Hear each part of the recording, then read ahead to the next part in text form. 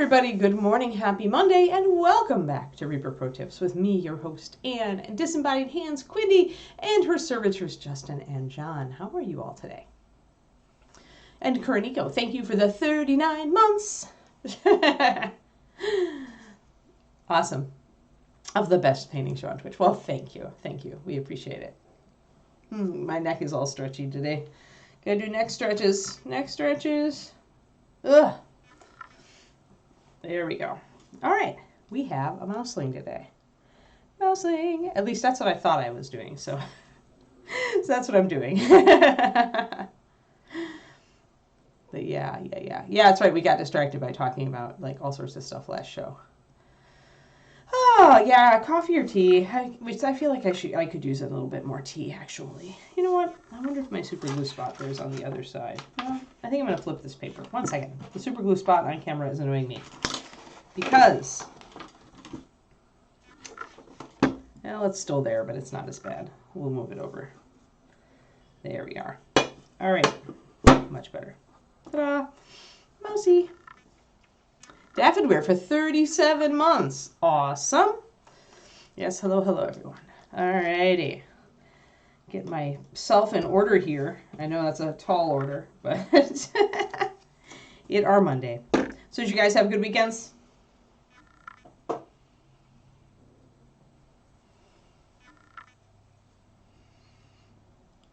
Oh, she got your kid onto Reaperlive with a pumpkin costume?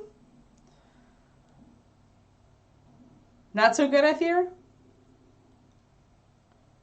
Not so good on the weekend? Just an meh? It's a meh kind of weekend? I had an okay weekend. Overwatch League Grand Finals were on Friday, so I got to watch that. Yeah.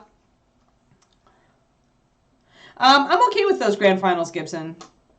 At least we got a 7-mapper this time.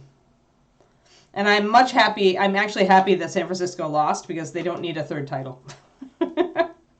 Sorry, Shock. Sorry, Shock and Shock fans. I'm sad that the Outlaws didn't go any farther, but the Outlaws coming in third is still a huge accomplishment for that roster, considering everybody was underrating them coming into the season. So, and that's all I'll say about it. Oh, caught the virus. Yuck. I'm sorry, Aether. So if you want some comedy around that, you should look up, I think it's Saturday Night Live did a skit on COVID recently that David got me to watch last night, and it was pretty funny. So if you need a funny, you could watch that. Unless it's really, really, really making you feel terribly, then you can back off and not watch that. Yelling at the TV during Game 7. Yeah. It was definitely a nail biter, right? No, it was a really good competitive Grand Finals. I'm really glad that we got a really, really good one. It wasn't a 4-0. It wasn't even a 4-1 or a 4-2. We got all 7 maps. Came down to the wire. It's good. But yeah, good for Fuel. I mean, considering the cycle of misery, I used to be a big Fuel fan. I still have a jersey. But yeah, when the old players that I liked left the team, I kind of fell out of it. But I'm happy they won. Oh, you're okay? Good. Yeah, it was. And it honestly, Gibson, okay, just a little more Overwatch talk, and then I swear I'll stop.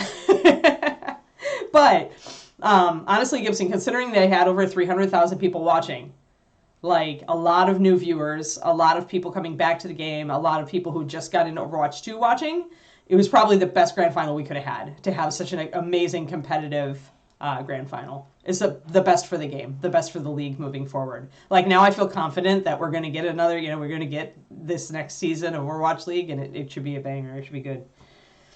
So yeah, it was great timing, and it was the best timing to have a really competitive, awesome Grand Final. We were playing Overwatch League Overwatch on the weekend as well. Alrighty. I want more fire on the Mousling fur. And that means I need to find my Auburn Shadow. Because that's what we started with. Yeah, and much as people complain when the meta is so fixed like that, this meta wasn't bad. Like, it was still fun to watch, and there were still other things being played, so. I like it when it's a lot more flexible meta, but I'm sure we'll get that coming into the next round. Plus, we'll have a new tank coming, all that fun stuff. All right, I swear, painting, and get off of Overwatch. It's paint, yeah, lots of paint and things. So Auburn Shadow, which you can use just as its own color. You don't have to use it as part of the triad. That's true of all of our triads, of course. Every once in a while, maybe stop and just look at the highlight or shadow color from a triad and just kind of imagine the possibilities if you were to highlight or shade it with something completely different. So we're going to do our Auburn Shadow. We're going to do 4 drops of it to start out. And then what I'm doing is adding in the color of the light here. So I'll mix up a puddle of my light color, which I believe is Candlelight, with a bit of orange in it, a bit of Sunrise. 4-1, as I recall. Yeah, exactly.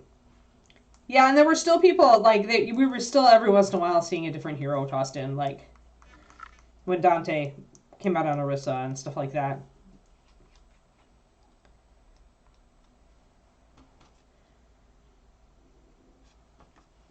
All right, but yeah, no, it was a great grand final.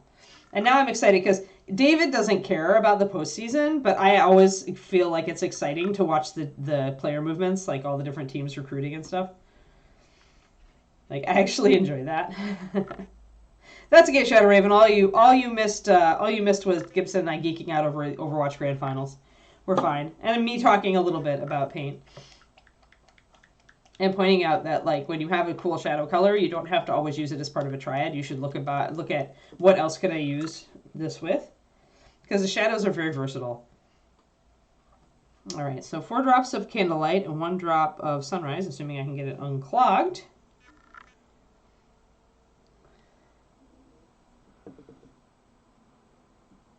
And I'm glad we got to see a lot of Kuriko play as well. Although I find her really hard to play. I don't know. Anyway.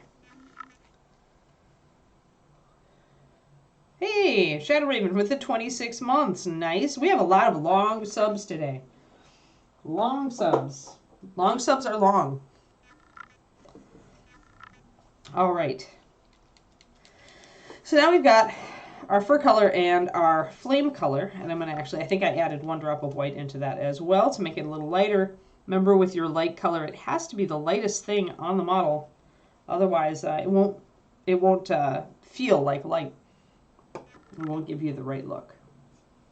So there's our light color. So let's mix that up. Get some water in it. Yeah, I don't like her. I don't like her healing style, Gibson. Every time I play her, I just feel like I'm not putting out the healing that I need to be. And it could be just that the games I've chosen to play her in have been like stomps, which, you know, I probably should just play her for an entire day and get a better feel for her. But I'm much better at other heroes, so I probably just need to practice. Yeah, I feel like I need to take this a little lighter even, but I'm going to go and pop some, get this mixed up, the Auburn Shadow. Now I'm going to make a mixture.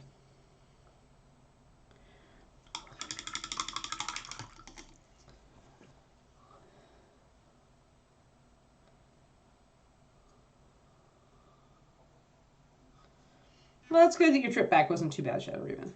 I'm going to pop another drop of white into my light color here because I'm looking at the color I have here and the color I need it to be, and it just feels like it's not quite light enough for me.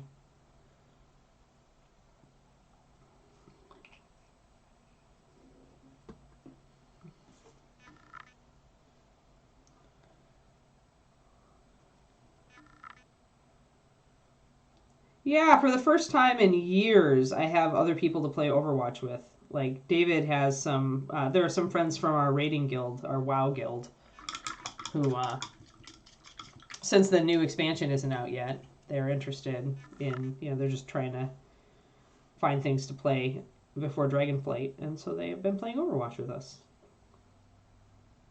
So I'm going to mix a thing of that in. Takes it quite light. And another drop. I'm going to see how that works. So the fact that we're mixing in yellow means that this is going more orange, and that's fine. That's how the light would look on the fur. Oh, too many fireworks, yeah. Yeah, I don't think Kiki cares. She's like sensitive to sounds in that she will definitely look up and track them and figure out where they're coming from, but she's not like Kiri really didn't like loud thunder or fireworks. She got very nervous with them, but Kiki doesn't care like to that level. It's fine, Turgeon. It's just digital sports ball, you know. It's my digital sports ball. I reserve the right to talk a little bit about my digital sports ball every once in a while. Now you can like totally not hear me talk about it for like 6 months because it'll won't start up again probably till April next year. Although I don't think they've set a start for the next season, have they? Gibson, have you heard? I don't think they have. So lighter color all toward the light source.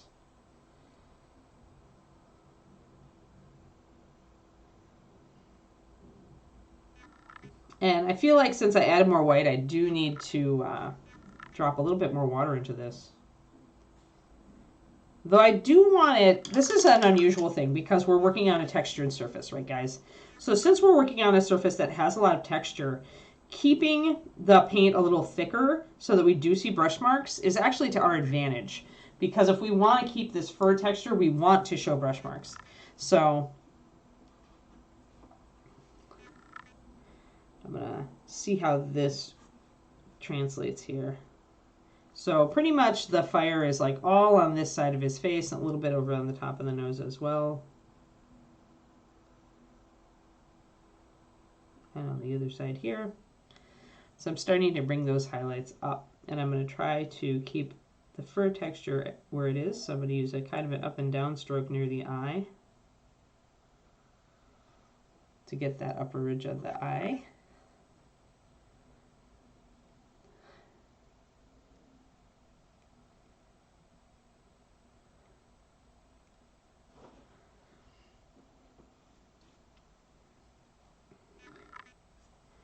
All right.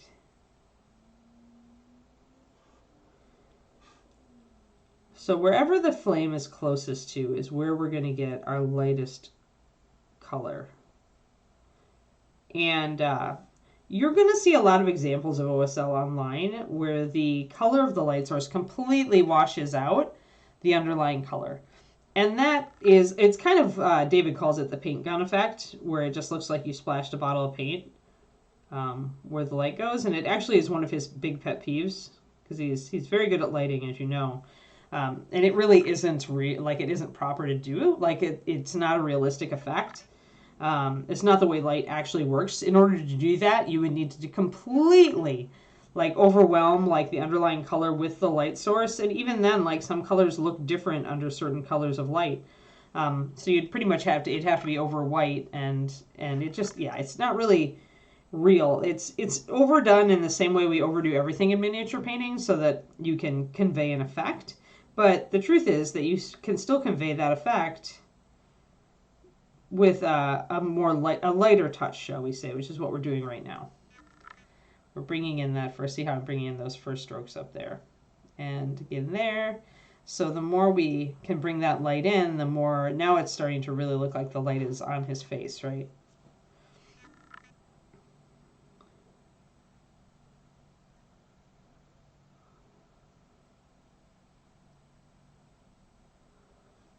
Now under the jaw is going to be dark, but it's going to hit his lip here.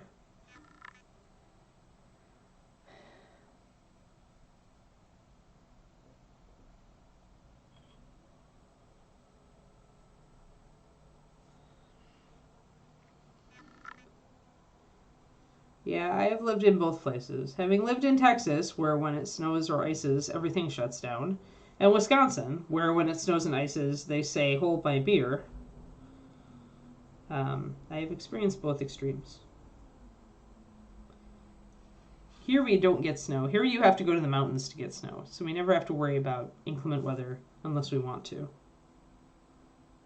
Though David's ski season doesn't start up until later in December, I think he said. I have to think about whether I want to try to ski this year. Although probably mostly I'm going to be home with the pupsta until she's old enough for pet sitting. So maybe not this year, but I would like to try skiing again at some point. So we got that ear coming in there, especially the bottom part of the ear here where I've brought in highlights.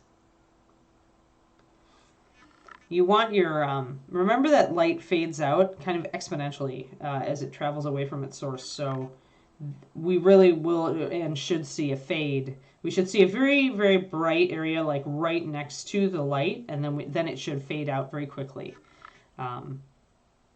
Yeah. Yeah, I haven't skied for ages, like decades, literally decades. I haven't skied since college. And I got rid of my skis because I was moving to Texas and I didn't need them, obviously, in Texas. And I haven't honestly been on skis since. I used to really like it, though. I used to really enjoy it. David is very, very good at it. David is double black diamond kind of good. So there's no way that I could ever ski with him.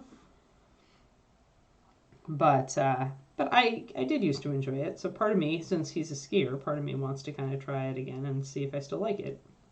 Or if my sense of mortality has gotten too strong and and all I'm thinking about is how many bones I can break. You know, it could be a thing. No, he can't. Not really, Gibson. I wouldn't ask him to ski with me. We've been very honest with each other about that. He doesn't enjoy doing the easy runs. Like he's kind of like said the same to me. Like because when he goes skiing with his dad can't do or won't do anything other than a blue, anything higher than a blue these days. And it frustrates him after a while. So I would not ask David to ski with me if I took it up again. It would just he wouldn't enjoy it. And I might not enjoy it because honestly, he might, be in there going, maybe you should do this or you should do that. You could try this, that kind of thing.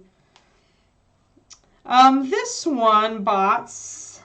Yeah, I think it's 3D model. It looks like it is.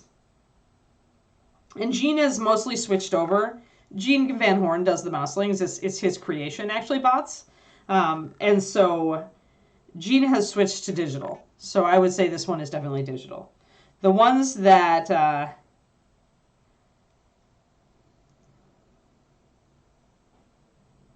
yeah, I like the quiet runs too. I like the silence of being on a snowy hillside and going, kind of. I just like that Shadow Raven.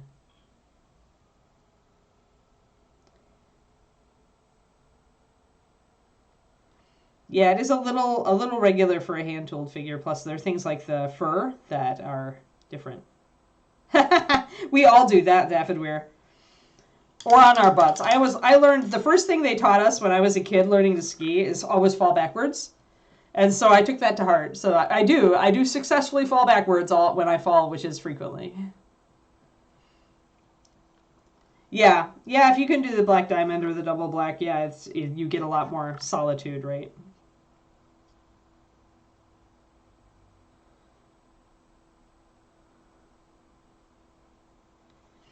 But I honestly don't think I'd want to ski. Like I like Shadow Raven and Ethier. I like solitude. I actually like to, especially when I'm relearning a skill or learning a new skill for the first time. I actually like to just go off on my own and just do it. I don't like company, so me going to figure out if I still like skiing would be purely for me and not for David. It would just be taking advantage of the fact that David, takes regular skiing vacations to go along with him, and then we can enjoy each other's company in the evenings. Yeah, Breckenridge is nice. He is kind of snarling, guys. He's got his teeth bared.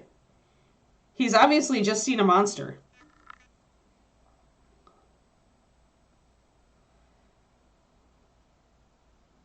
There's a big learning curve, Agent Marvel, but just stick with it. Like, there's lots of really good videos online. I'll tell you that, as I recall, Daryl, who used to work with me in the paint department and is now one of our staff sculptors, I'd say it took Daryl, he was mucking around, but once he got really, really buckled down into it, he got pretty good. It took him about 3 or 4 months of really working on it every evening, I think, to get to, to really start to feel proficient. And he was doing ZBrush, not Blender. I think Blender's maybe a little easier.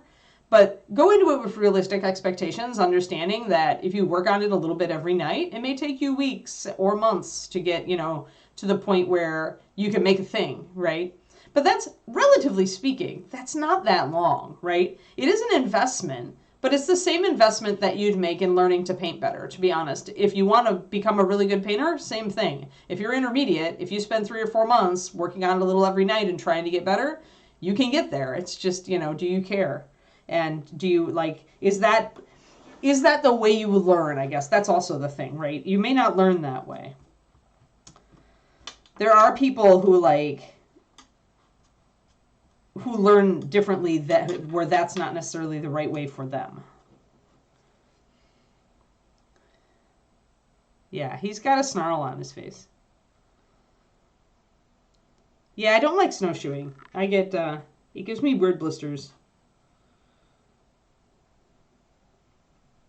Probably because I don't do it a lot, but I wasn't tempted to. It's a lot of work, and I'm not, like, I don't enjoy it as much as skiing. I will admit I like speed. Snowshoeing is very slow. I enjoyed doing it with David, but I got terrible blisters. And I'm the one who walks all the time. It was just the weirdness of the movement. So I'm going to put a little bit of a heavier, yellower highlight now up around the eye. I'm going to look at what areas are closest. It's going to be that cheekbone, the top of that, and this ear area right here. So when I bring up my next highlight, I'm going to grab a couple of brushfuls of this and bring more yellow in. Now we're getting closer to the torchlight color.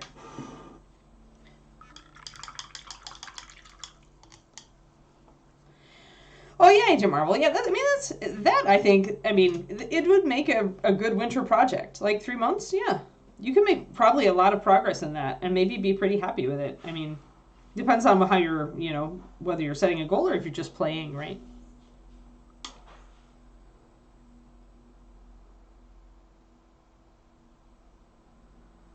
Yeah, there's plenty of people out there teaching how to do the 3D modeling now. There wasn't a long time ago, but now there are a million of them. So always remember that one person's teaching style may not work for you, and just try to look at a lot of different videos and see which instructor resonates with you the most. Because people will give you advice, but it won't necessarily work for you. So you should keep looking until you find the instructor that really suits your learning style.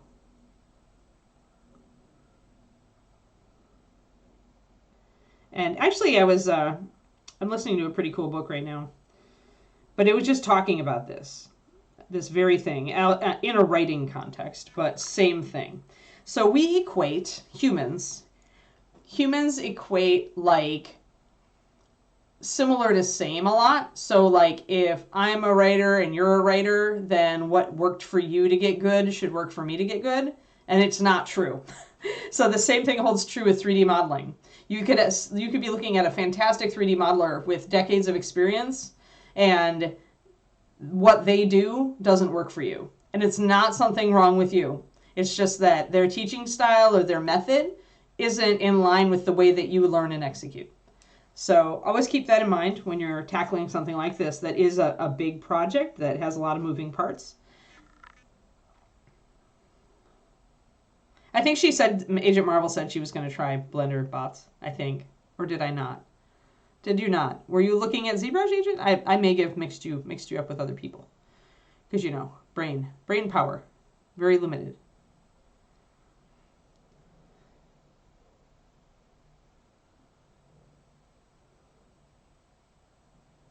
Yeah, bots. Bobby Jackson actually was talking about that soon after he switched to ZBrush, and essentially it bothered him, and so he would go in and put imperfections in his models so that they wouldn't look so plasticky.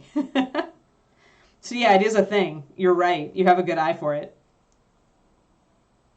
Fusion for you, Matthew? Yeah, Blender. Okay, cool. Well, let me know how it goes. My project this winter is purely to get my books in shape for publication next year. So I am making good progress. I'm a person who likes to have defined goals but a little bit of wiggle room. So I think it's important for me to always have that wiggle room, because sometimes things are going to happen and I'm not going to be able to like meet a goal, and I need to not feel bad about it. So my goals are always kind of flexible. They're all more a little bit vaguer. There you go. So now we can really see the lighting up Mr. Mousling. I need to do a little bit more on the top of the head here.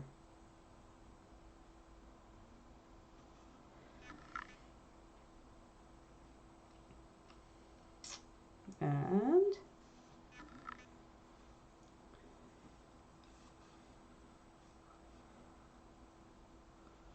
but yeah, it helps if you learn kind of what your strengths are as far as like how you learn and how you execute. Whether you're more a methodical person who likes a lot of planning and thinking, or if you are more a jump in and just try things until it clicks with you person. Neither one is a detriment. They just are different. So we've got some nice light on our mousey.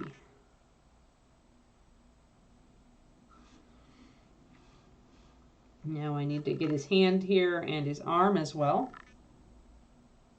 The face is coming up nice though.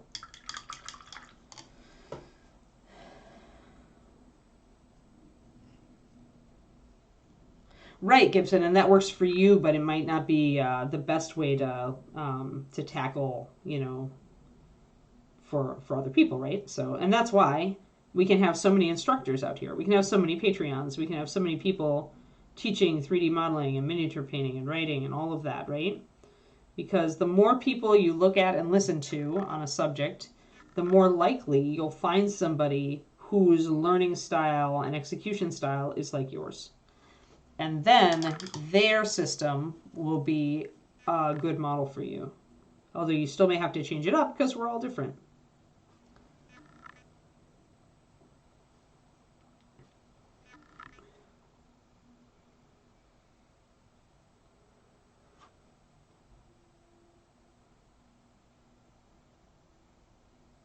Gonna get the top of that hand there so that we make sure we have good color there. And I'll look over here. The back is reading pretty correctly, and I want the top of the paw there.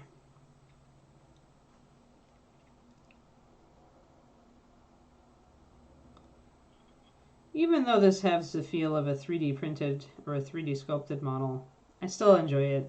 Sometimes I enjoy this just very crisp style of painting. It's less likely to have like artifacts and kind of half-arsed kind of things, right? It's there's very little. I find that with a good 3D model, it's clearer, and I like that sometimes. I like to relax and just paint, and it helps if the model is crisp. A little bit on the palm there.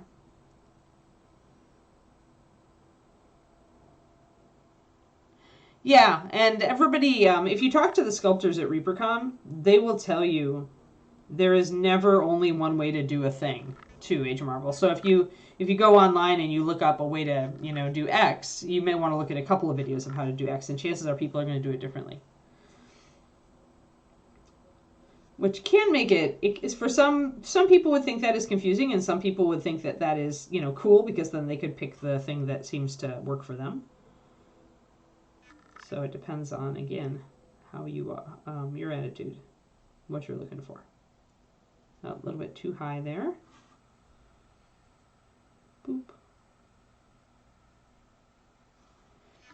There's, we got our light on our little paw. But yeah, that does seem to be the way, though. It's just like pick a program, get to know the program. Like if it has tutorial things, run through its tutorial things.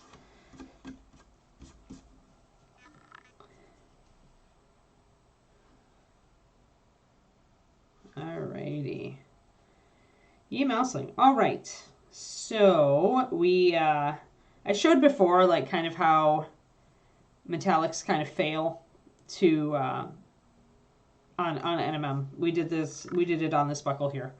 And I had to essentially load a ton of regular paint onto this to make it even begin to work.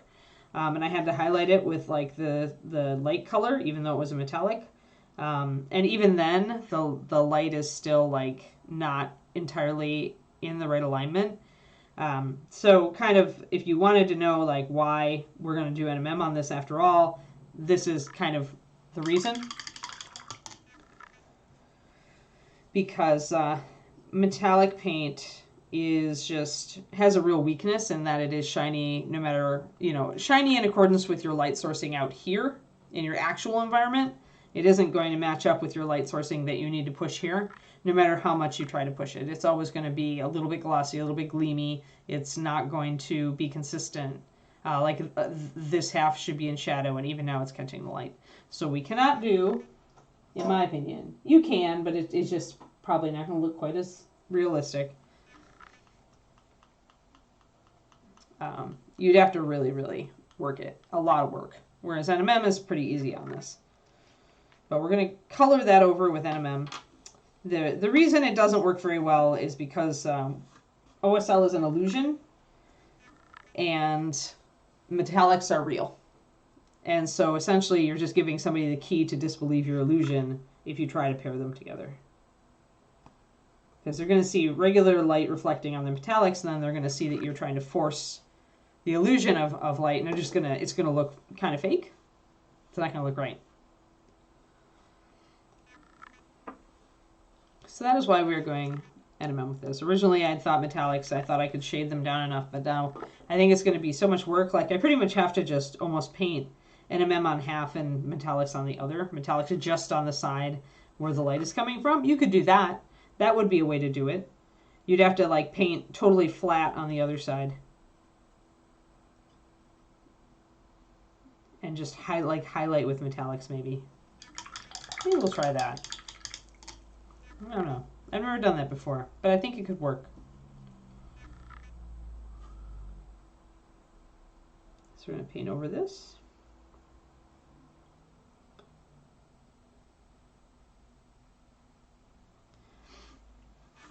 Now in doing, I mentioned this before, but in doing highlights on steel with your firelight, you have to watch it because you've got black and then you've got yellow. And if you mix those together, you get green. So this is where you really want to kind of underpaint and layer more than you want to mix. Like I mixed the fur color and that works just fine. I mixed the skin color in the ear. I mixed, a lot of the rest of this. But, hey Tristoma. But that's not going to work on a dark gray because it's going to totally turn green, and that's not what you want that color to be. So a pigment interaction, whereas, actually steel will reflect the color of the firelight pretty true to color. So that means underpainting our NMM with white and gray, and then specifically doing like the color of the glazes, just like I was kind of showing back on here. So we will continue in that vein.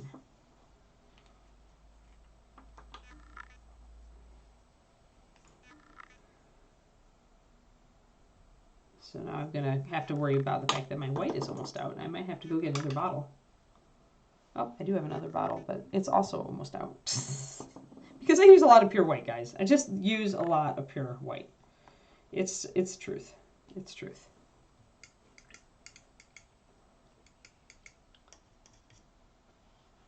So I was thinking that I want to use Vampire for a Patreon thing, and that means that I might not want to finish him. I don't know. I'm looking at Vampire going, I don't know. Because I started it because I wanted to work on spooky things for Spooky Month, but now we're after Spooky Month. Now I'm more interested in finding models that I really want to finish, and I'm not sure Vampire is it. All right, and I want to mix kind of an intermediate color too, so yeah, Vampire is potentially on the chopping block, and I have a lot of work to do this week to figure out what I want to paint next. Colorful light source.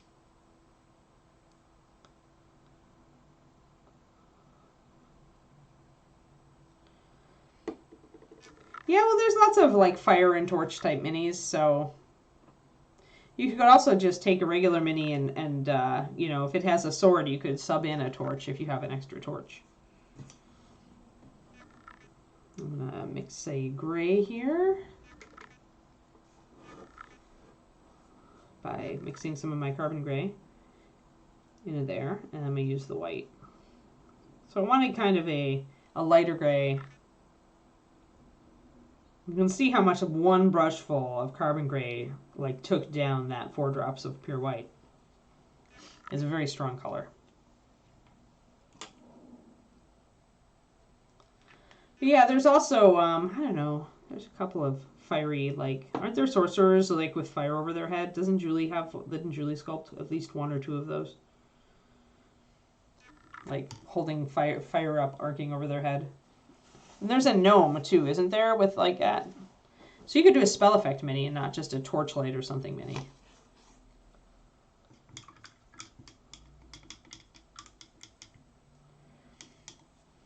Well, I mean, that's pretty much what we're doing here.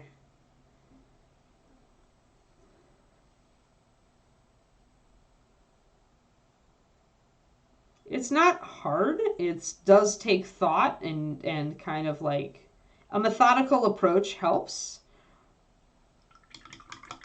Or just doing a lot of it until you start to really get the feel for it, like David did. David's been working with like lighting. Like he just wanted to do good lighting, and so he kept trying to do it over and over and over again until he got like a real good gut instinct for it. So there's both of those those styles of learning are supported here. I'm going to do gray, and then I'll go up to white. So the highlight area for the steel is going to be coming straight from you really want to draw a lot of lines here. So you want to draw a line from your light source to the thing that you're highlighting and see where that light source would touch it. And if you can't draw a line, like if the mouse face gets in the way, like right here, then you can't highlight. That's not where you want your highlight. So yeah, it's daylight savings.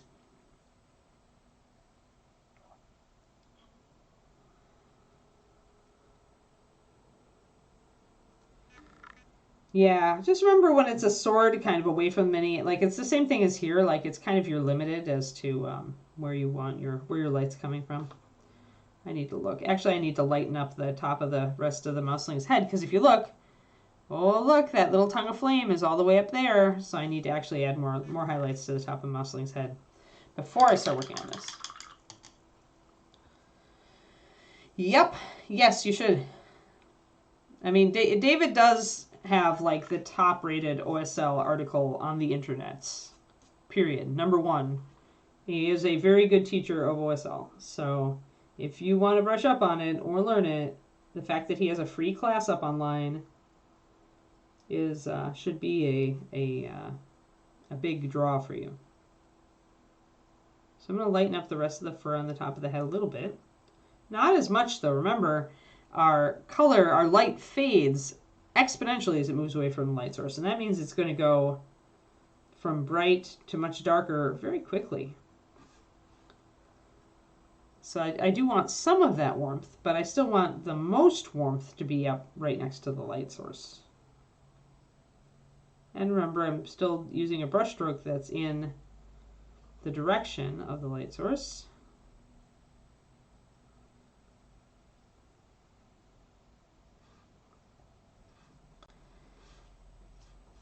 A little bit more. We'll make this fade out a little bit more here.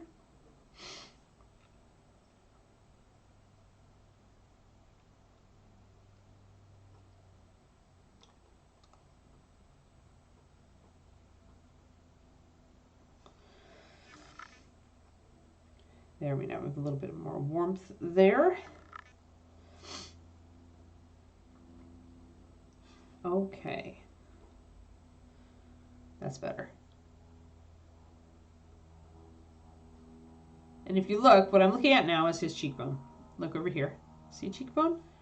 Cheekbone's moving away, going away, going away, going away, going away, going away, going away. Oh, a tiny bit of cheekbone may be visible See, past the bridge of the nose. Just a tiny little bit. So that means I can put a tiny little bit of highlight on that cheekbone. It's the part that's sticking out right here.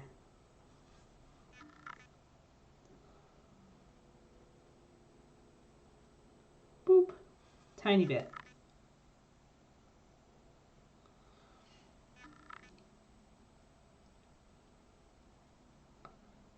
Probably a little bit too much. There we go, Quindy with a link.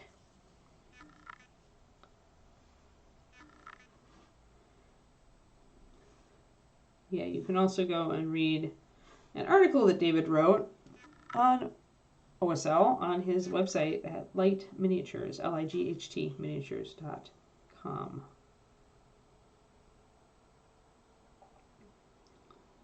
For his alchemist model.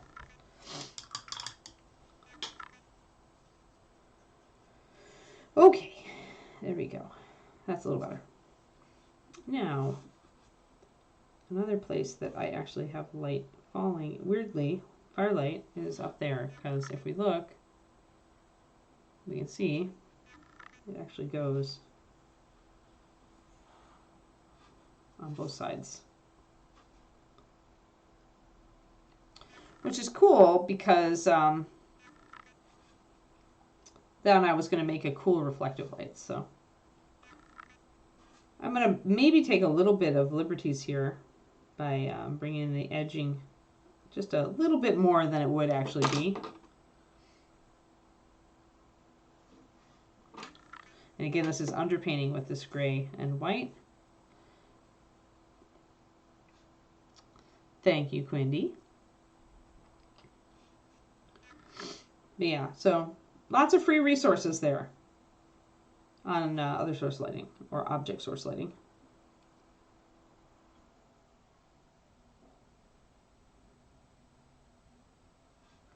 So using NMM lets us very much focus where our light is coming from.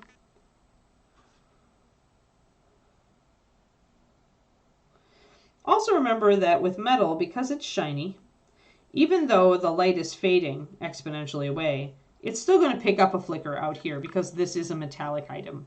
So it's very bright and mirror-like, and it's going to pick up more light than the fur because the fur is more, not as shiny, more dull.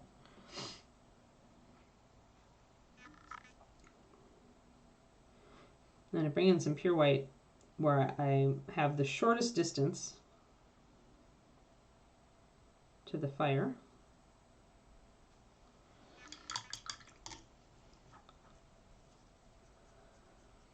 And I'm going to take my yellow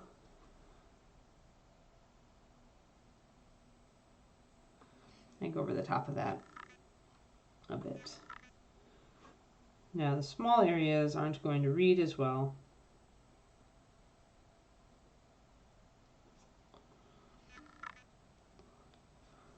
As far as reading yellow, so to speak. Then I'm going to have a little tiny bit of reflective.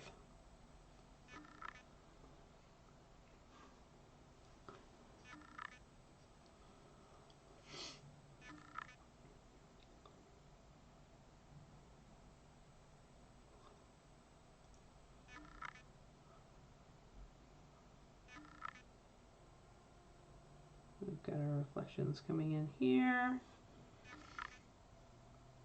So our NMM's looking pretty good here now with the foot. And I think I need actually, I need black because I'm going to want to line around the panels here. Can use walnut, can use black, could use gray liner, but I already put away the gray liner. But black's the only thing that's going to be darker than that carbon gray, like or near black, so I will use black as a liner actually for this.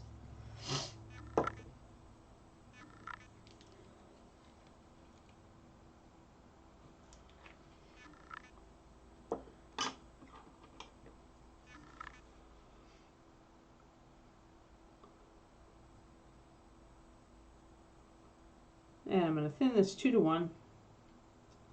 Might need to throw just a little bit more black in it. So I think I did a little bit short of 4 drops. But 2 to 1 should give you a nice solid black that nonetheless is quite fluid and easy to use as a liner.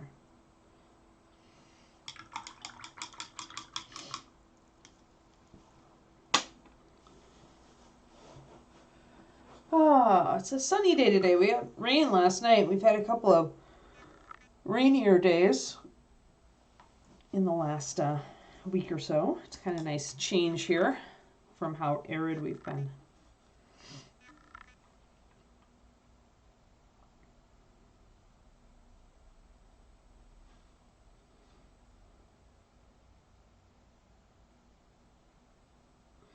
So I'm just going to go in and kind of line around these big plates and on the bottom side of that little rivet. There's also actually a scratch in the metal here, sculpted in to make our Mousling look more rugged.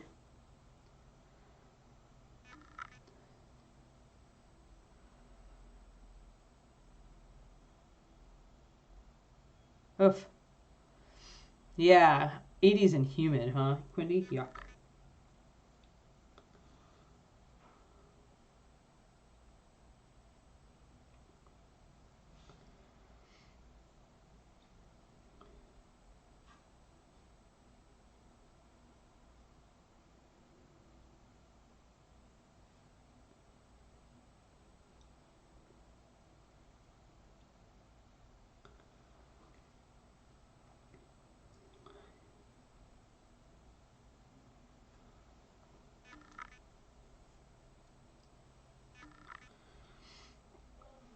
So I was pleasantly surprised, just as a mental or as a small life side note, pleasantly surprised that with changing my name changes, I actually could still get a real ID, because I've been putting that off for 2 years. I was afraid I was going to have to do the name change first and then the ID separately, but glory hallelujah, they will let me do it at the same time.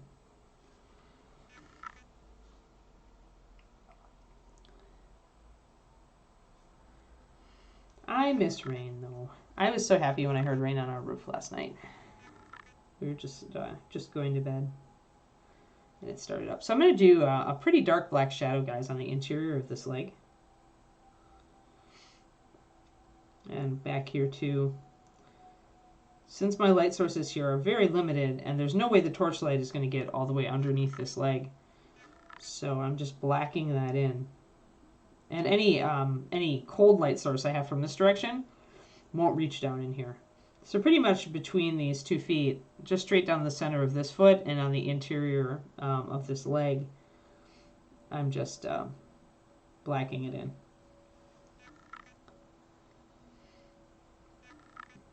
But yes, I appreciate you sending us some rain, Kerniko. Makes me happy. Makes me think our plants will finally get some breathing room. And I won't have to hand water our fruit trees.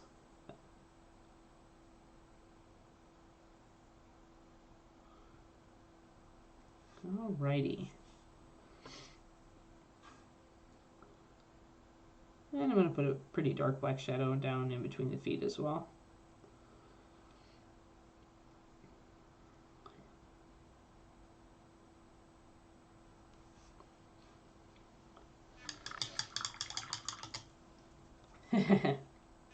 Yeah, I know, right? It's like, well, it was still a pain in the butt to get everything like uploaded on the bureaucracy side.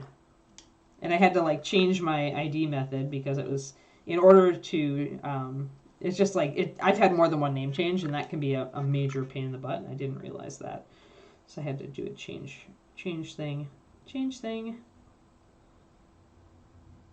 Because I didn't have my original marriage certificate. All right, so I'm going to black in also between these the flagstones.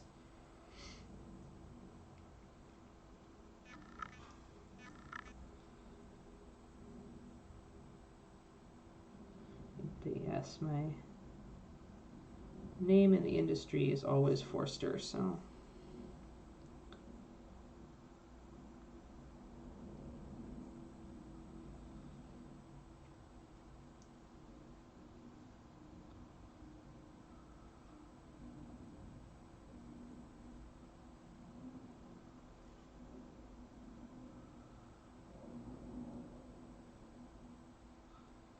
And we're just going to get like a little bit of lining in here real quick because we've got our black liner. May as well go and get it all done. And I've got his little tail down here. And I don't think, no, the fire really doesn't reach the tail, so.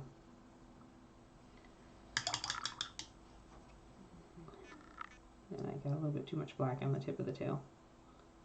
So I'll probably have to touch that up at some point.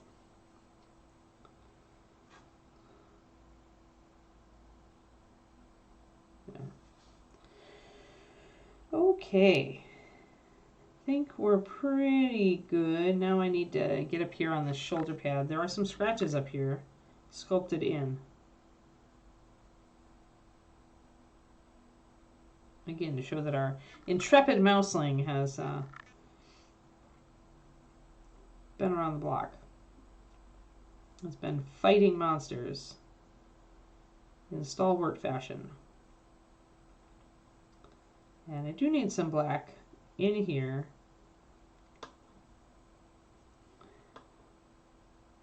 Just to bring out that shoulder, the edge of the shoulder pad here, like this border around it. But here I want light.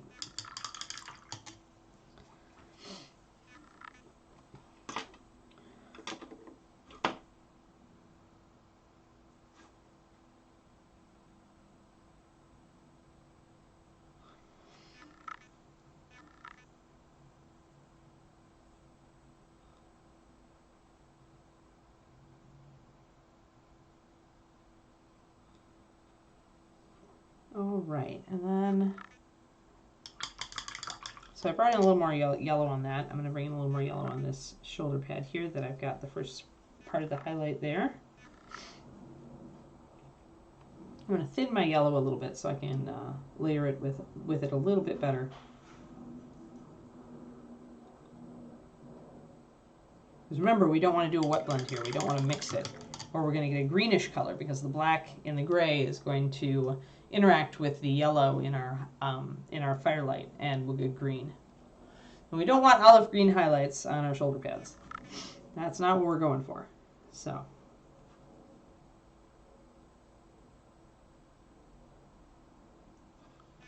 And I need to figure out where my, going to be a slight highlight on the bottom of those two slashes as well. The dents and dings technically get highlights, but it may be really hard to show.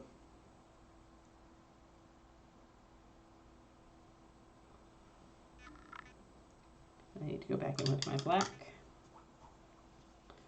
because those slashes are in line with the light, so it's really hard to show that they're there.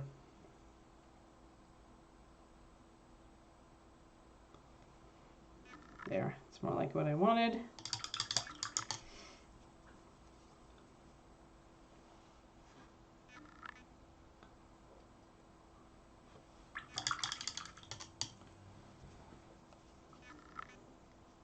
Looks like it's a blustery day out today. Puppy and I will have lots of leaves blowing in our faces for our walk.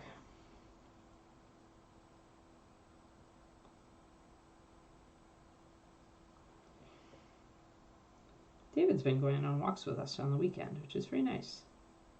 All right, so there we go. I've got that light. Now remember the NMM thing. What do we got? We've got a bright highlight. We've got a dark shadow, right? So let's get our black here. And put in some shading.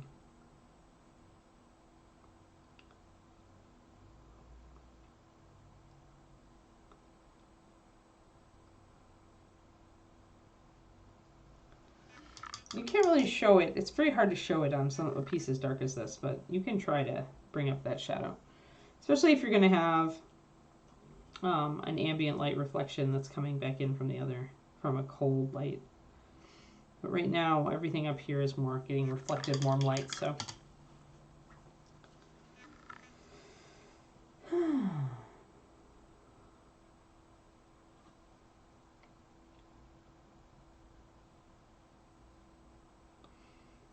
I get that little edge since the firelight is definitely coming down that way. I'm going to get a little bit of my reflection down there.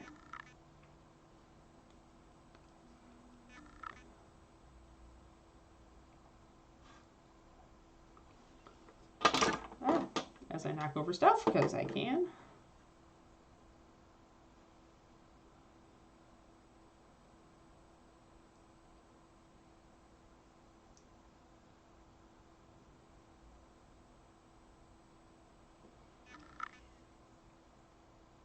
That's pretty good. Could still take it a little lighter.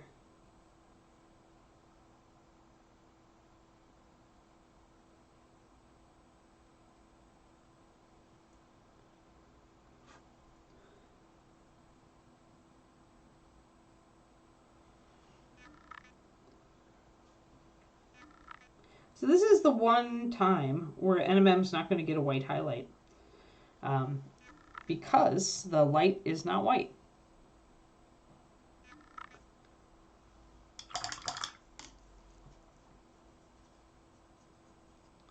All the highlights on this piece are yellow, and that's it. It doesn't go up to white on anything, not even the shiniest thing.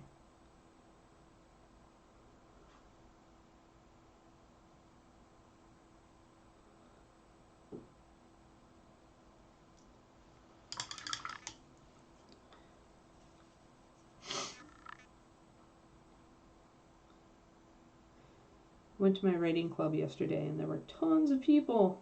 Our writing group has gotten so big. When I first started going, when I first moved here during the pandemic, and once there were in-person gatherings, it was like 4 or 5 or 6 people. And yesterday, I think we had 15.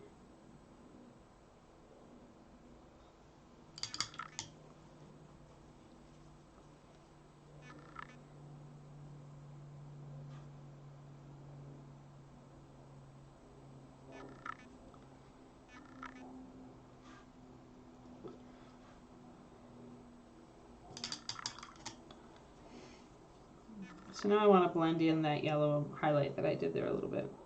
It's very strong. So let's see if I can make it a little less.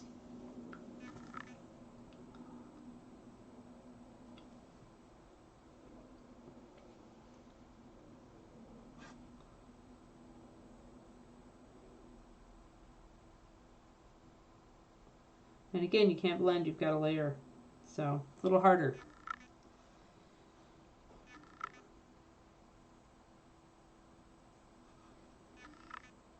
There we go. And I've got to get this part of the metallic as well, that little bit right near his hand.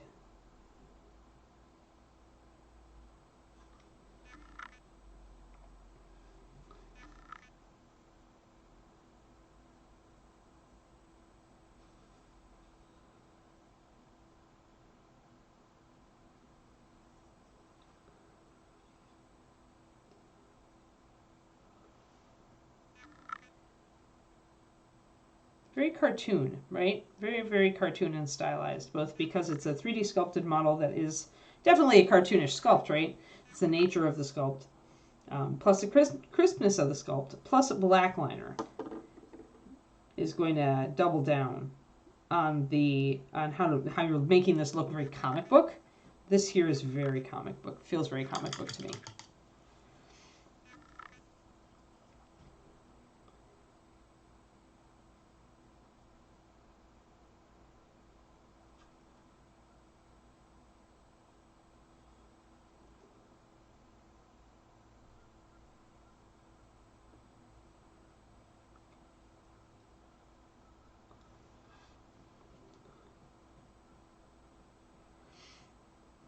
Okay.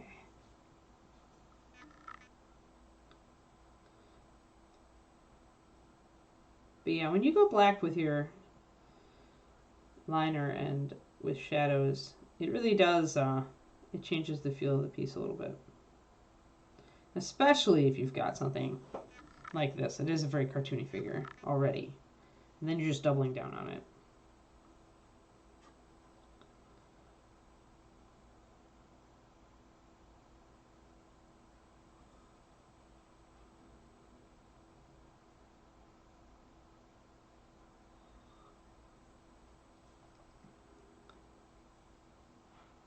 And I want to get some more black over here as well,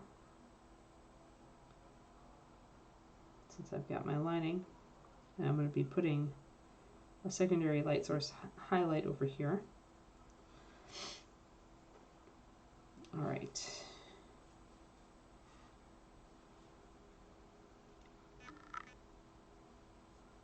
Hey Valentine, what's up? Working on finishing up all the warm highlights on Mr. Mouse so that we can move on to the cold side, the dark side. Although I should probably get out my rosy skin and or my rosy shadow and get the little bit of his nose there. So rosy shadow is what I was using to mix colors for the ears, the skin.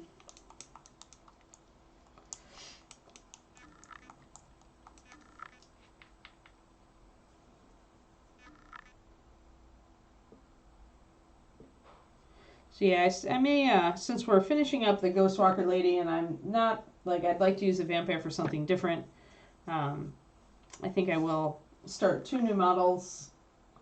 Hopefully that'll stagger things out a little bit better, because we were starting a lot of models all at once before. So I'll pick something new. Probably at least one of them would be another Reapercon figure, because I think the Reapercon figures were very high quality this year. I really liked them.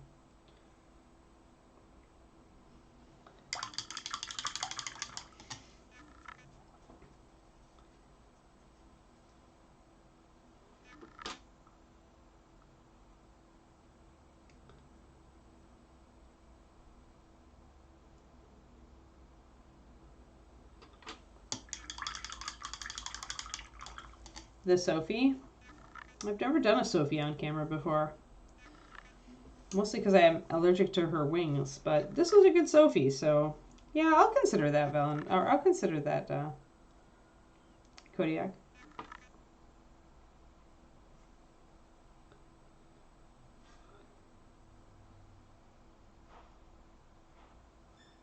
Little pink nose, but with a little bit of a of gray in it for this side, just like up here I did the shadow.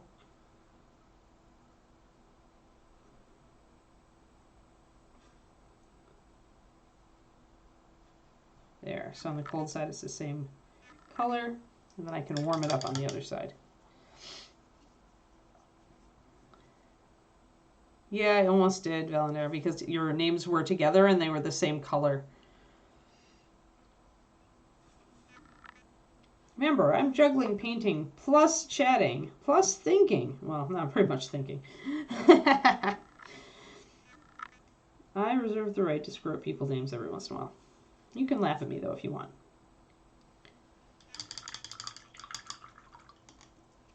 Oh, I love Buffalo Wild Wings and Buffalo Hot Wings. Yes, it's only a painting wings allergy. From doing too many Sophies over the years. Sophies and dragons. I did a lot of dragons and a lot of Sophies for Reaper during my early years when I was staff painting before I switched full-time over to the paint department. Yeah, it definitely, I developed a wings allergy. But not the edible wings. Those are tasty. In fact, I have some that I need to make, so I also need to do the mouse's little teeth. He's got little teeth down there. I don't need more gray on this nose. It's showing up too pink for me.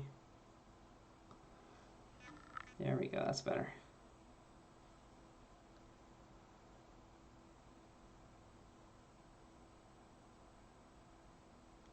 Interesting. Yeah, I was tracking pretty well, but the name switching, the name colors got to me there.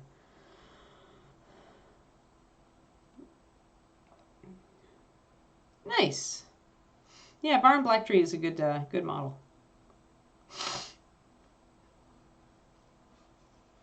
Yeah, I like hot wings a lot. They're one of my favorite things. I ate a lot of them when I was on the ketogenic diet, since they're keto friendly. Alrighty. Mousling's doing okay, but teeth. Alright.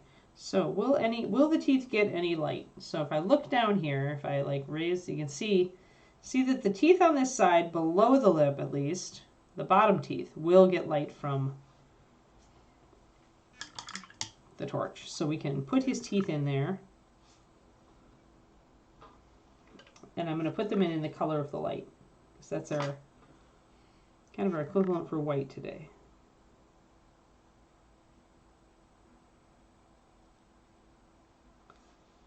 There.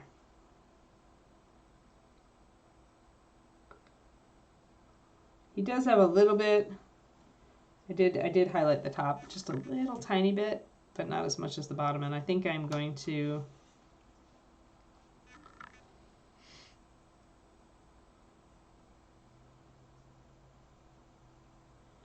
yeah, pretty much, Valandar. Yep. Yep. The light especially. Like, lighting is the reason I never got eye strain from mini painting, is I was always painting, once I realized that if I had like 200 watts of light, like 100 watts here and 100 watts here, it pretty much eliminated eye strain from painting for me.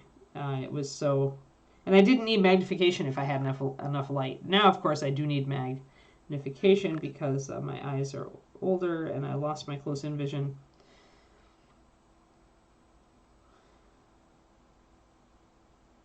I'm going to take liberties and actually put in a little bit more light on the mouth, just to bring out his expression.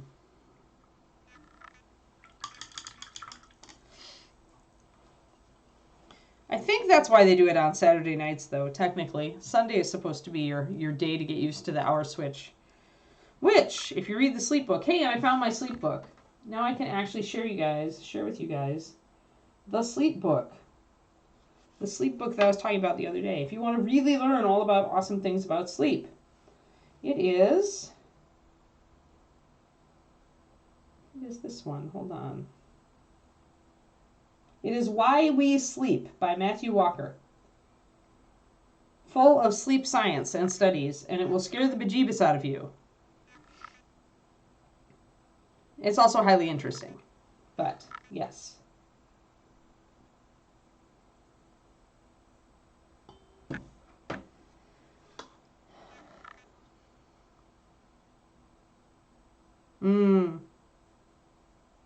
Oh, you're in the process of moving your work area, huh, Shadow Raven?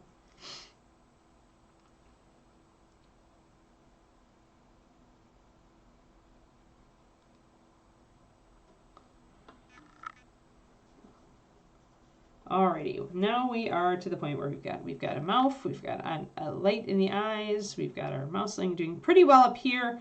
Now I need to tackle this foot.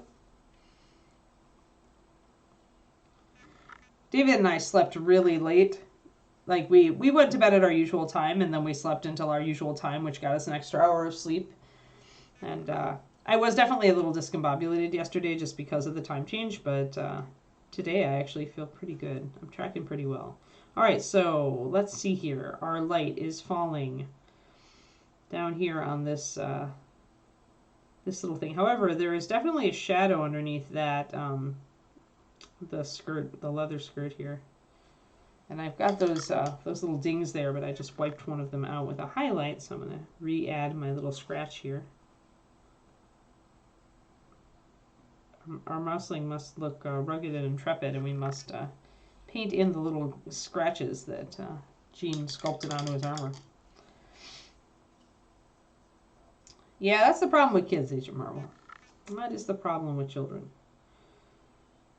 Until they get old enough to realize that sleeping in is awesome, then you're kind of stuck. The only way to fight it is going to bed earlier. Which is what I did with the puppy. Oh, yeah. Hey, Quindy.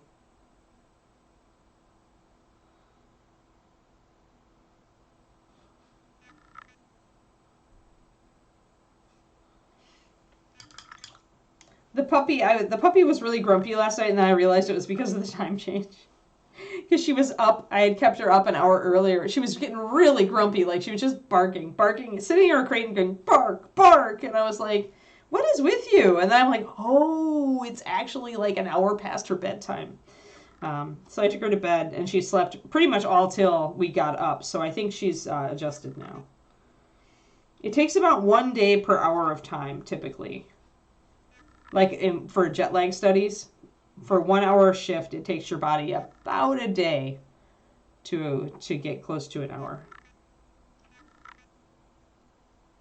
Yeah, animals are different. Although it helps that we have those blackout curtains in our bedroom, so the puppy is like, doesn't get, like, the light doesn't alert her in the morning. Instead, her cues are our cues, like us getting up is her cue. But yeah, she definitely is a growing little pupper. She needs her beauty sleep. I'm sketching in some highlights here on this foot. Then I'm going to figure out where my metal really is, where my highlight's really going to be, and I think it's going to be in here.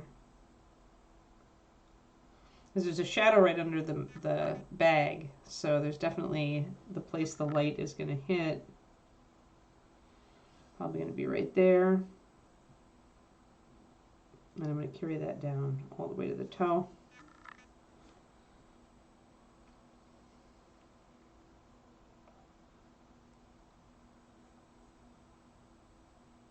You just paint it dark, Kodiak. I think you're on my Patreon. You can actually find this. I actually did how to paint hard to reach areas, I think is the title of the thing. But you just paint them dark. I paint them, in this model's case, I'm painting it black because that's my shadow. But usually I do just walnut. You just block it in. Top award-winning painters do the same thing. Just block it in. If you've got an underside like the underside of the skirt, you can see I've painted it black. The reason that you do that is that putting black on a model is pretty much a commandment to the human eye to not look at that part, that it's not important. If it's flat black or dark with no detail, you are telling the viewer that they shouldn't bother with this part.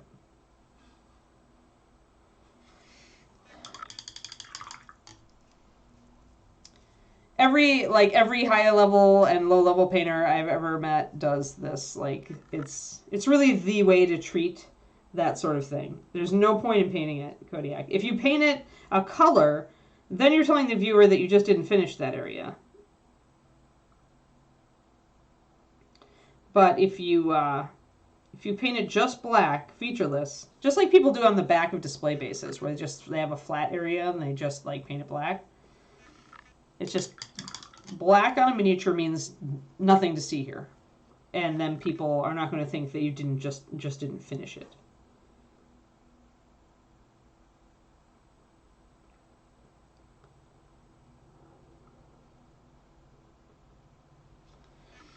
Trying to mess around with my light on here.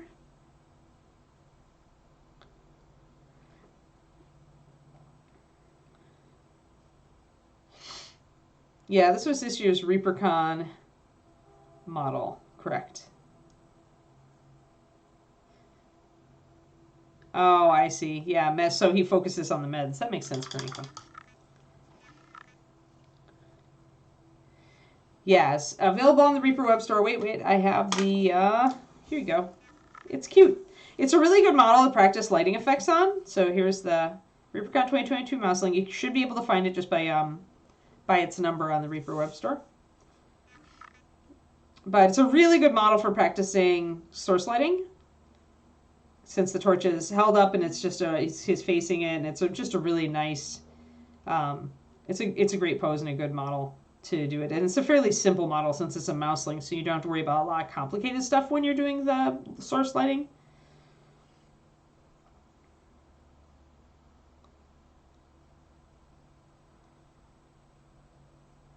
Well, you could use the super flat black for that if you wanted to, Shadow Raven, but it really doesn't make a difference. Not when you're doing the undersides of stuff. Unless it's a really big model where you might get some ambient light. Yeah, this is just a great it was an opportunity. I try to teach as many different things on the show as I can, Johnny. So it was an opportunity for me to do OSL, which I hadn't done for a very long time, I think, here on the show. So yeah. Alrighty, I need to get my NMMs figured out here. Speaking of, I want a light source, and then I want a shadow.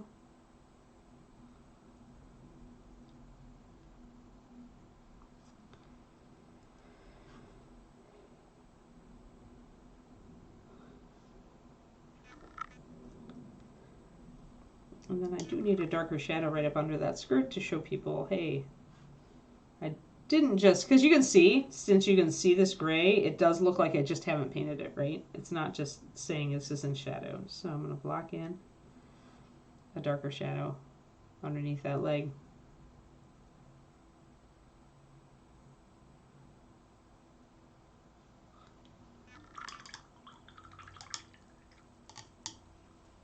Thank you for the resub, Zachariah. Yeah, they're good models. The first Mouslings that Gina ever sculpted actually won an Origins Award. I think one of the only Origins Awards, like one of the, for that Reaper got at the Origins convention. The Mouslings were just so cute.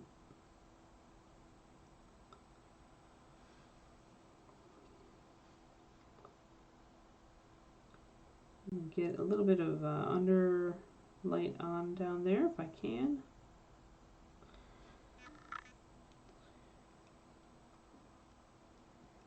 There we go. Now we're picking up the light.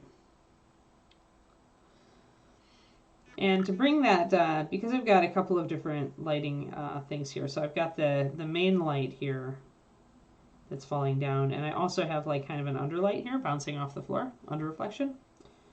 So to differentiate those, I want to bring up my main light more. And to do that, I'll underpaint with white and then put the yellow over the top.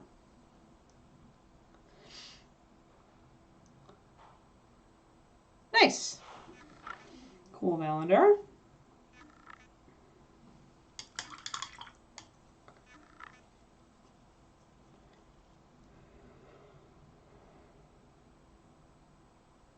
I got more metallics to play with. So I really want to do a metallics PDF for everybody in the Patreon this month. I got a tube silver, which will be interesting to see. And I got one of the Vallejo metal colors, which I think is just going to be a lot like the regular air line, but we'll see if it's different at all. The thing with Vallejo is they really kind of don't use more than a couple of bases, so that limits how different their different product lines will be. There we go. So bring that little white down there, and that brings out shinies.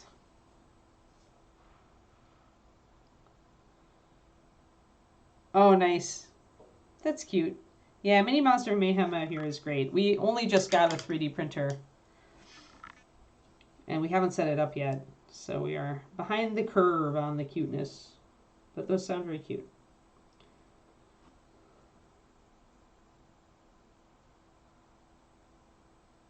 But David's about to be, we're both about to be distracted by the World of Warcraft expansion, and we probably don't need more distractions right now as far as the 3D printer goes.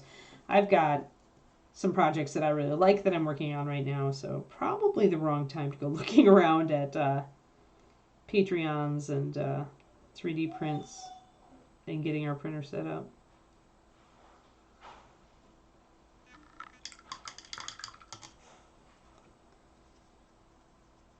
And the Kiki has woken up. Pointy-eared mercenaries. I'll have to remember that. All right, so we've got light there. We've got a light falling all down this side of the figure. If we really drop this other side into shadow, you can see, you can kind of assess and see, okay, does this look real? And yeah, for the most part, it does. The lights are working. So now, and we have to kind of turn it. Remember, we want to turn it and make sure that from the side where the light is coming, everything is light. Yeah.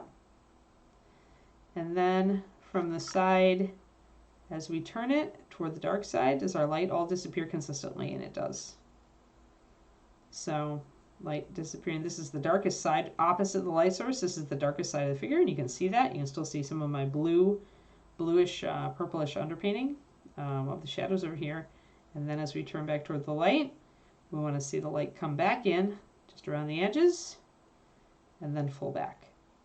So you always want to be kind of like, as you're doing, if you're doing a one source OSL, you want to make sure that that reads correctly.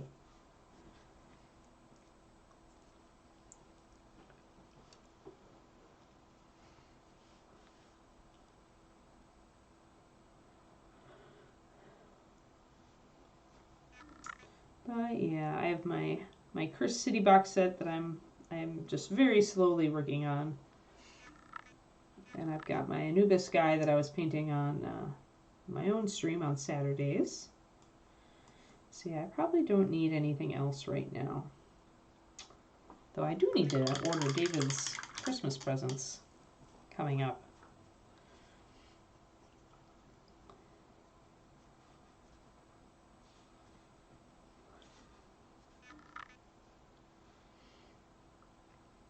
All right, so I just want to double check. Yeah, I think I'm pretty much, because anything over here, the shoulder pad, any of this, none of this is going to be hitting the light. The only warm light that hits the sword is right there. So I actually need to extend that down the blade a little bit.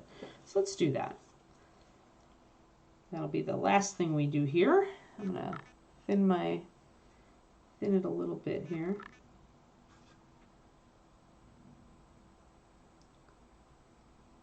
And I am taking the liberty of popping these edge lines down the blade, even though technically the orange light is only hitting up here.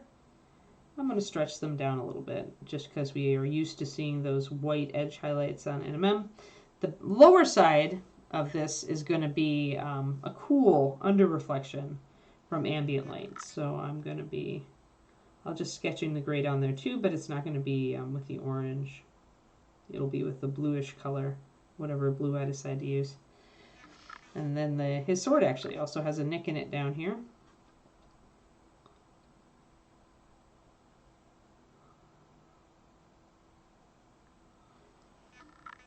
There. All right, so at the upper side here, we do want to go orange. If they're cool, paint them. If they're not cool, then don't. Make them fight for your love, Gibson. I make it's very effective when you've got a gigantic load of miniatures to make your miniatures fight for your love.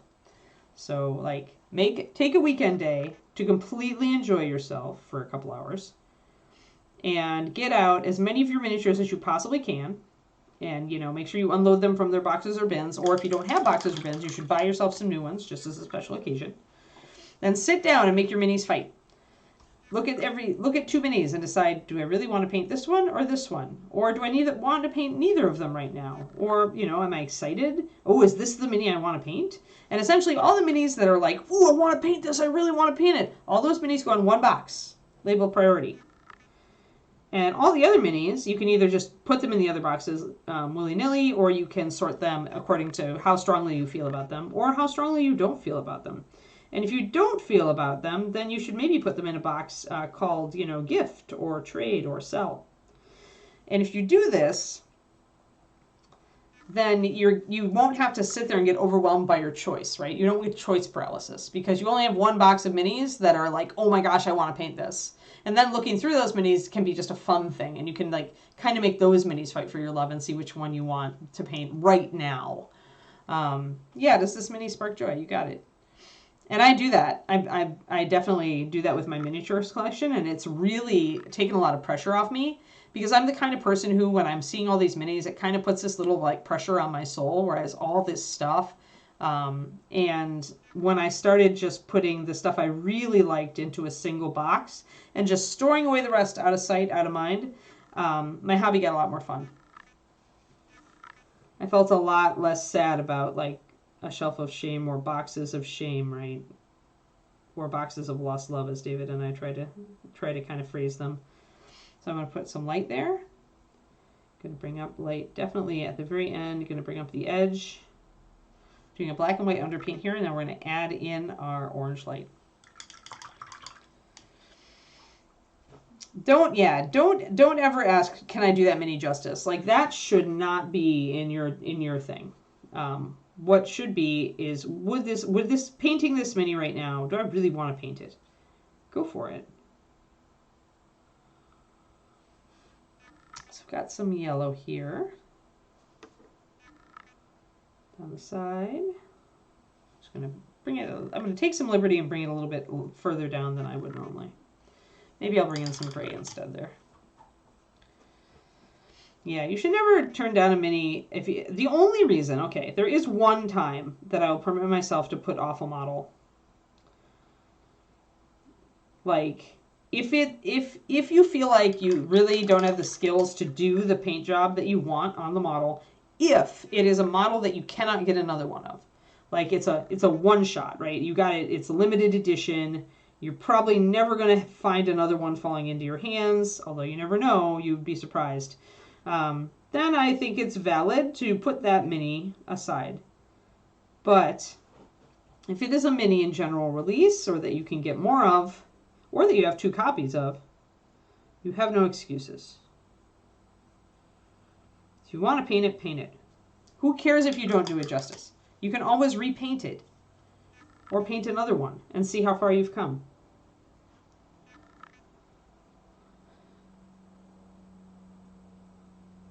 Yeah, that one you're going to have to like just bite the bullet and paint it, right, Kerniko, at some point. Like, because, okay, you got to ask yourself, am I ever going to paint this? Because if you're that stuck on it, if you're that stalled, and I have actually sold one of that sort of model. A limited edition, never going to be released again, went out of print ages ago because it was a Forge World model, and they decided to pivot and do gaming models instead of just displays. And I did actually sell that model. Actually, I traded for another type of, very hard to get model. But I did let that model pass out of my collection because I'm like, if I'm this stuck on it, I'm never going to paint it. I should give it to somebody who will.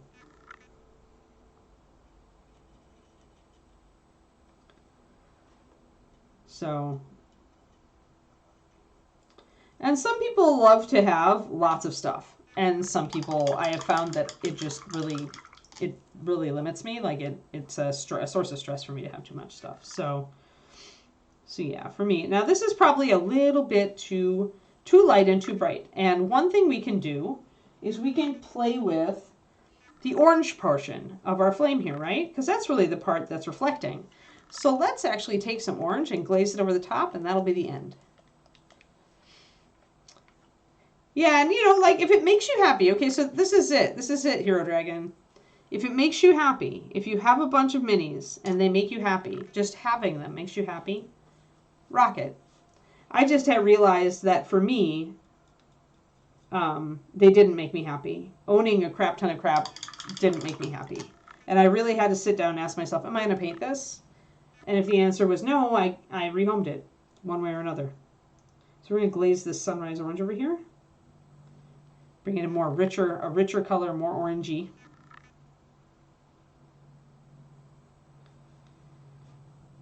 I'm going to bring just a little bit of gray into this. I want to bring my color up a little bit. There we go. That's a little better. Now we're getting that a little bit more. Just a tiny bit. And I'll bring it up really orange too, and then I'll bring a white spot. Yeah, see, I have, Kerniko, that when it hits resculpt territory, I have learned I'm never going to do it. I've learned over the years, I had to realize I'm never going to do it. And if I hit that point, and I'm like, I'm just never going to do this, and I still feel some resistance, then the answer is to sit down that instant, that moment, is to sit down and resculpt the thing. And if I don't, then I know that it's never going to happen. Like, or to pep talk myself into doing it and making it a priority. If I love the piece. But yeah, again, everybody's different. And the way you work around everybody learns to work around their mental crap, right? So my mental crap is definitely, if it's not going to get done, if I don't love it, if I don't have the oomph for it, I need to get it out of my life. and give it to someone who will love it. But that's not everybody. And like I said, some people really enjoy collecting models and having a ton of them. And then when they want to paint something, like they have all this immense playground of models to go to, right? And some people that really gives them joy, and that's cool. But don't be afraid. I mean, there's a lot of culture in our hobby that it kind of embraces that collector culture. But if you are not that, if you are me, if you are the type of person that I am, just don't feel bad about wanting to get rid of some of this stuff. Don't feel like you bought it, you have to hang on to it because you committed to it or something. That bias we get when we own something that we don't ever want to give it up. Like, understand that that may be part of it, and if it really doesn't make you happy, find a home for it. Find a friend. We've got lots of friends here on the Reaper Discord and my Discord, and if you're a patron, or you've got people who paint minis, people who would probably love to take some of the stuff that's weighing you down off your hands. So do question every once in a while. Do question if it's really making you happy.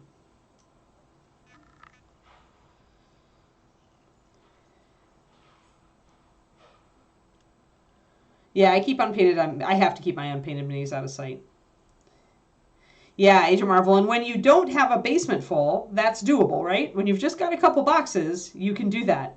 But I know people who have closets full.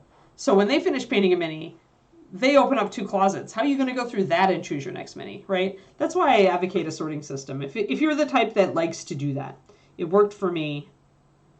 And I do often suggest people just give it a try and see if it works for them.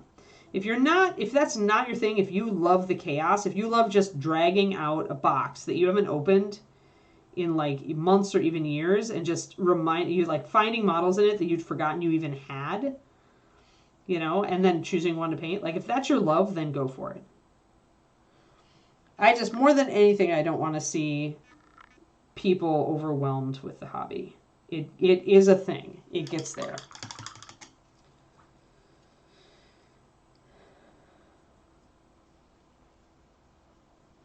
The thing that got me past it, yeah, everybody wants all the things, right? The thing that got me past it was actually how happy my friends were when I liquidated a bunch of minis to them. Like just gifting a bunch of minis to people, like good minis, really, really cool. Some of the stuff, some of it out of print, some of it, whatever. But everybody was so thrilled to be able to get it. Like they were so happy. Like that made it for me. That made it possible for me to just like liquidate a ton of my miniature stash. Now I've got a few boxes, like maybe 4 or 5 boxes, one of which is just big dragons that are just kind of sitting there until I feel like painting a big dragon. One of which is Old Confrontation Wolfen. And then maybe 3 or 4 boxes, 3 I think, of just busts and cool stuff that I really like. The utility room of denial. Yep.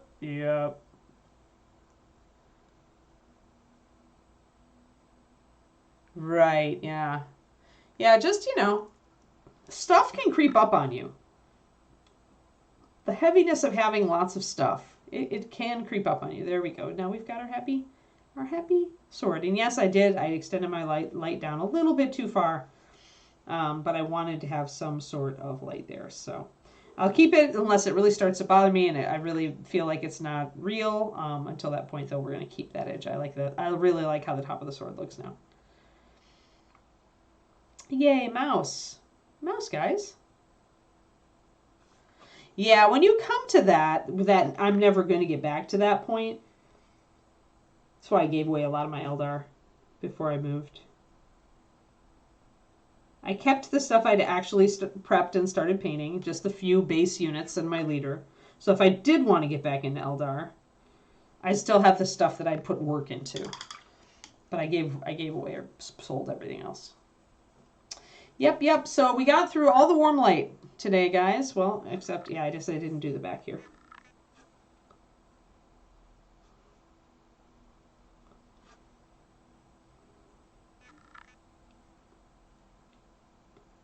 And you can use the side of your brush just to get this. When the sword has this nice edge where there's a definite angle and it's really clean,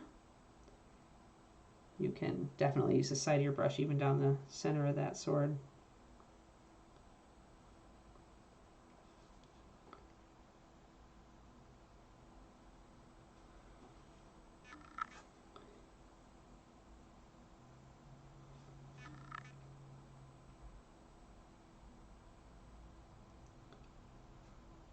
There we go. I get that white. Yeah, and it, like I said, as long as it makes you happy. I discovered that giving away minis made me happier than keeping minis that I was never going to look at again. But then I moved so many times, like, over the course of my life, and had to liquidate stuff each time. So I guess part of me also got to the point where I was happier with less stuff.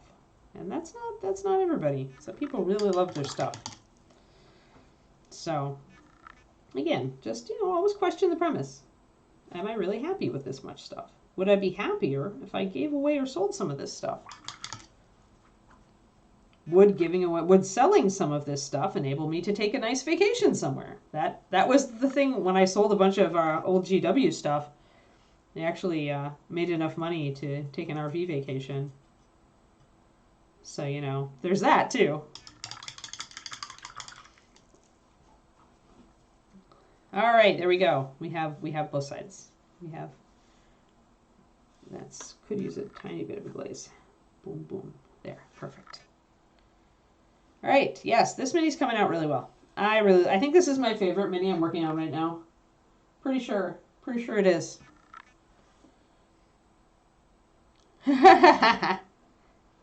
Yeah, the problem with lockdown is like, well, depressing. Depressing, and also you just there was more stuff. There was more stuff, and we all had fewer energy pennies to execute on it with. Essentially, oh wait, I thought I'd have a ton of time, but now I need to cook my meals. That kind of thing. So there we go. And the only thing I haven't done actually is the stones. So we'll still have to do that at some point. But we can manage that. Maybe we'll do it next time at the beginning, and then we'll take care of our ambient light source. So yeah, he's coming along really well. I really like him. He's been fun. And I haven't done a Mousling on stream before, so this is the only Mousling. I like the Ghostwalker, but I like the Mousling better. I don't know. I just really like how the lighting looks on the Mousling. All right, guys. Stretch. It's time to stretch. Straighten out our spines a bit. Yeah, the best lockdown weather. Yeah.